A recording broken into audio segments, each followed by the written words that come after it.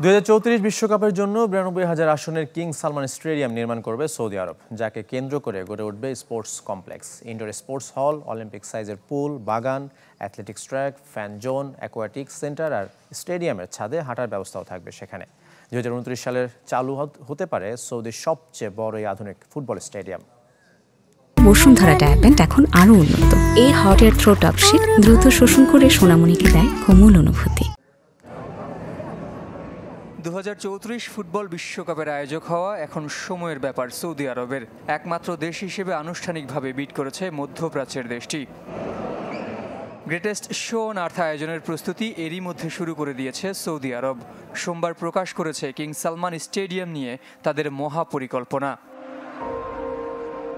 মূলত সৌদির ফ্ল্যাগশিপ প্রকল্প ভিশন 2030 এর আওতায় হবে এই স্টেডিয়াম। 92,000 আসনের এই ভেন্যু হবে সৌদির সর্বোচ্চ দর্শক ধারণ ক্ষমতার আর বিশ্বের অন্যতম বৃহৎ।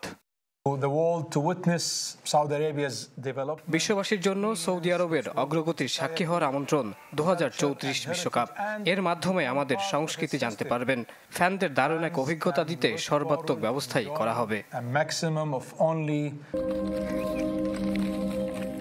প্রকৃতি আর প্রযুক্তির দারুণ মিশেলে এর ডিজাইন করেছে বিখ্যাত স্থাপত্য প্রতিষ্ঠান পপুলাস। বিশ্বের সবচেয়ে বড় ক্রিকেট স্টেডিয়াম নির্মাণও হয়েছে তাদের হাত ধরে। দূষণ ও ব্যয় কমাতে থাকবে প্রাকৃতিক শীতাতপ ও বিদ্যুৎ সাশ্রয়ী প্রযুক্তি।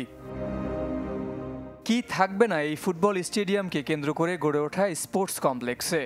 ইনডোর স্পোর্টস হল, অলিম্পিক সাইজের পুল, বাগান, athletics track, fan zone, aquatic centre আর স্টেডিয়ামের ছাদে হাঁটার ব্যবস্থা, যেখান থেকে সংযুক্ত কিং আব্দুল আজিজ পার্কের পুরো সৌন্দর্য উপভোগ করতে পারবেন দর্শকরা।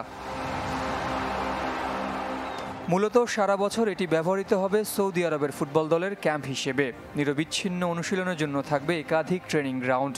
পরবর্তীতে যুক্ত করা হবে ভলিবল, বাস্কেটবল ও প্যাডেল কোর্টও।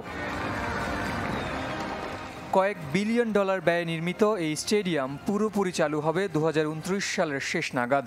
ঘরোয়ার পাশাপাশি আঞ্চলিক টুর্নামেন্টের ভেন্যু হবে এটি। আর 2034 বিশ্বকাপ দিয়ে যা পাবে পূর্ণতা। জহির সাগর, চ্যানেল 24।